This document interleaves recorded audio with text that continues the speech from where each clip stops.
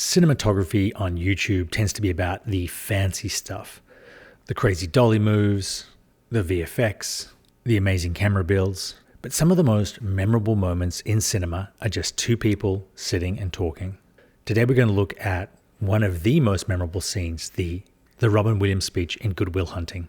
These are just two guys on a park bench in a park, and it's not how it's shot that makes it amazing. It's the quality of the writing and the quality of the performance.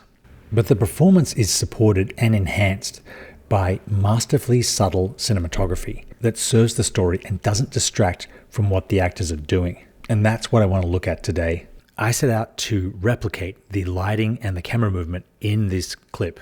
I originally went all the way to Boston to do it, but couldn't get permission to film in the same park. Turns out the park authorities don't like people leaving flowers for Robin Williams on the park bench, so there's not even a plaque that tells you what this is.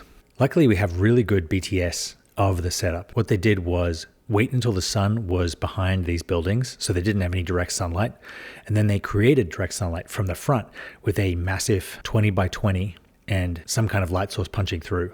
This gives nice soft light to the front of the face that will be consistent over the hours and hours it might have taken to shoot this scene. I didn't have the luxury of waiting for the sun to go behind the trees, so I used a floppy flag over the top of my head to black out the sun from behind, and then used this Forza 720 pushing through a Kupo 6x6 with half soft frost to illuminate the front of my face. The Forza has a ton of power. If you power it by batteries, it can only go to 40% of max power, but in this case, that was still plenty. Because I didn't have a huge dolly track and key grips to push it, I placed the camera on a semicircular dolly track and used the motor to drive the camera back and forth. This gives this beautiful movement that sort of feels like the story's developing and that the character is coming to some kind of realization. It made it much harder shooting in the snow, but because I shot wide open at T1.5, the background is just a beautiful bokeh out series of lights instead of an empty parking lot. Working with gloves makes everything that much harder and that much slower, but luckily there was no wind because this is about as big as you can handle.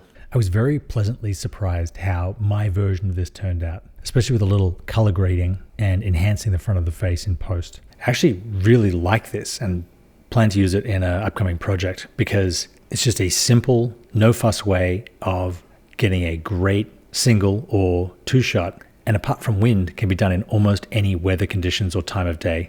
That's my look at recreating the Good Will Hunting scene. I'll link to the gear in the descriptions below.